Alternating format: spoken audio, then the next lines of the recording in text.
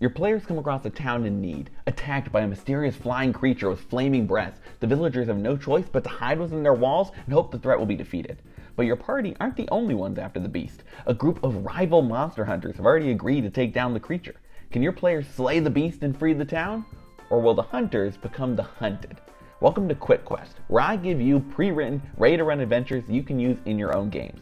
This quest was designed for a party of 6 level 7 characters, but can be easily scaled up or down depending on your party's strengths and numbers. Without further ado, let's get started. This adventure begins deep in a forest known as the colossal Timberland, made up of enormous trees that tower over the landscape. Within this wood lies Sleetwood, a town built inside a wall made of fallen trees. As your party approaches, they'll see where villagers harvest timber in plots around the city, only the logging isn't happening and the groves seem abandoned. As they approach the gate, they'll be quickly waved through by town guards. Something has everybody on edge. You don't have to set this quest in Sleetwood or the colossal Timberland. You can use any city that already exists in your world, but there should be some sort of industry taking place outside the walls that the village relies on. Mining, farming, or something of the like. And there should be some nearby area of wilderness that something sinister could hide in. More on that now. If your players investigate what has everyone so nervous, they'll learn that recently a monster has been attacking people outside the city. It started with a few fur trappers going missing in the forest, but the creature is only getting bolder. It came at dusk a few nights prior, when loggers were still out finishing their work, but visibility was pretty limited. It rained fire down from above, soaring through the air and dragging charred loggers off to the woods. Nobody got a great look at it in the chaos, but it was clearly a big beast. They've been holed up inside the city for days, refusing to let anyone out for fear of the creature's return. But the city leaders are offering a hefty sum of gold to anyone who can bring them the monster's head. I'll let you decide exactly how much is on the line, but if your players choose to take up the challenge and find the beast, then you have a quest on your hands.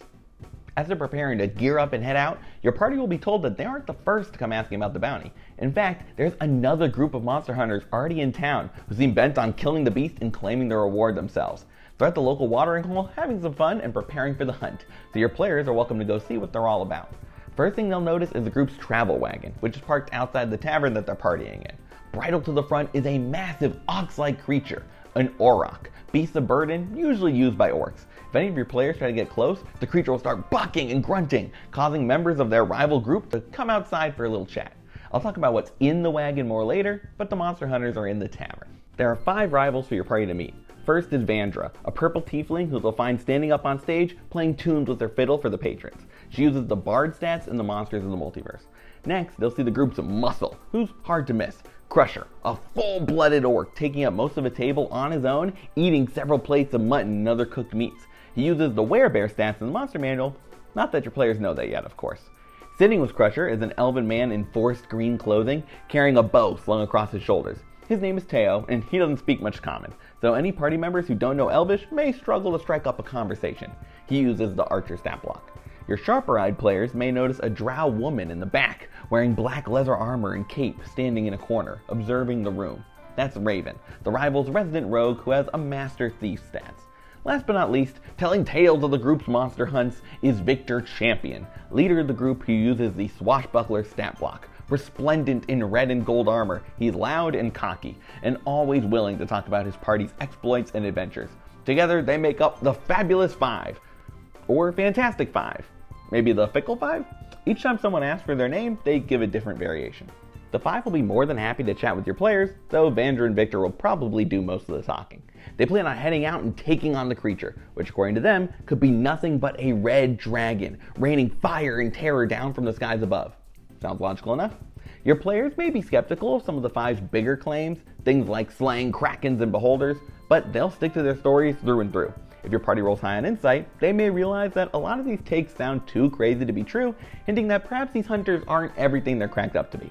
But the 5 will be kind to your players, buying them drinks, challenging them to friendly arm wrestling matches or a music duel between bards, and asking about their own stories too.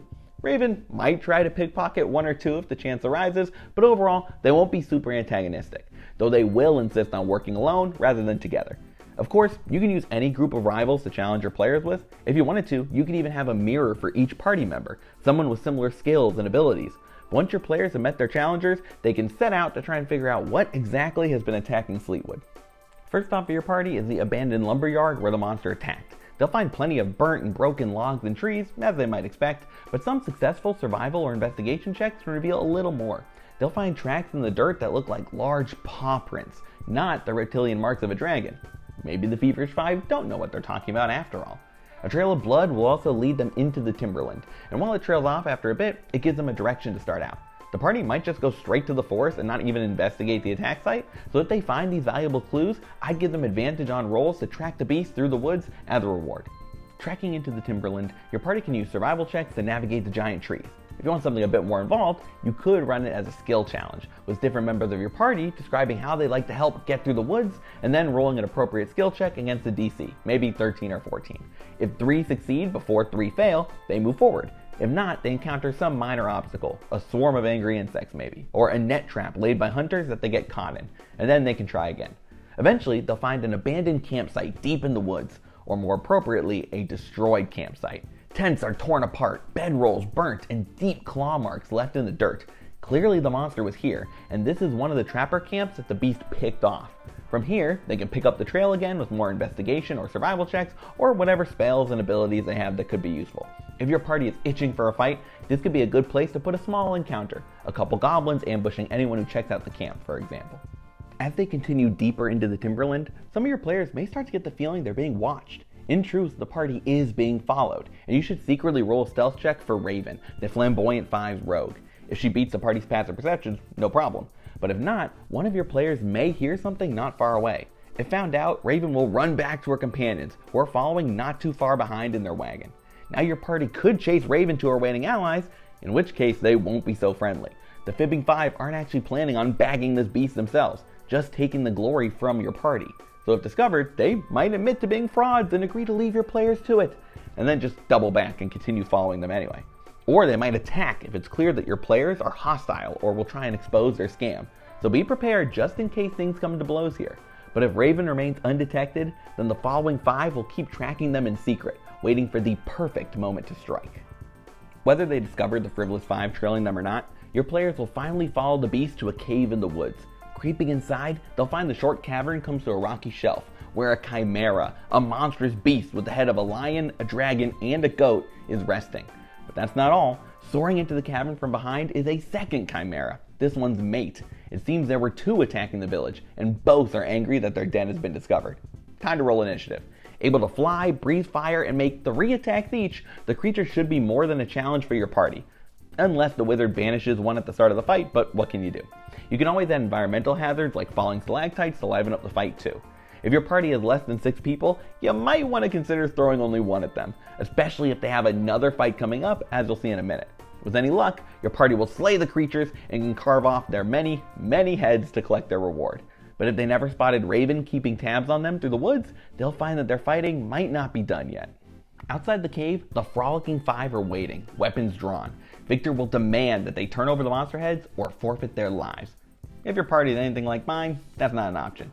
So unless one of your players can come up with a very convincing argument for splitting credit, this is coming down to a fight. Beyond the 5 members, the fake 5's Auroch will also jump into the fray, which should help even the odds. If your party was weakened by the chimeras, this should be a tough fight. But keep in mind that the fictitious 5 don't want to give up their lives for this either. If your party starts to get the upper hand, they might choose to run rather than fight to the death. If all goes well, your players will defeat the flunking 5, and once they've been dealt with, your players can raid their wagon as an extra reward. Inside they'll find stuffed monster heads, including a red dragon, that look real but are fake upon close inspection. They'll also see a list of potential names for their group. Seems they never settled on a final version after all. And of course, some gold and maybe a magic item or 2 could be nice to throw in there. With heads in hand and the flimsy 5 no more, your party can return to Sleetwood and claim their reward, ending this quick quest. I hope you enjoyed this edition of Quick Quest and got some ideas or inspiration for your own campaign. Thank you so much for watching, and if you have ideas for how to make this adventure even better, I'd love to hear them in the comments. If you enjoyed the video, leaving a like is always appreciated, and you should consider subscribing to the Bard's College. I make quick quests like these, as well as all sorts of videos on D&D, DMing, and everything in between. So if you like this one, stick around. But for now, good luck, and remember, crit your players.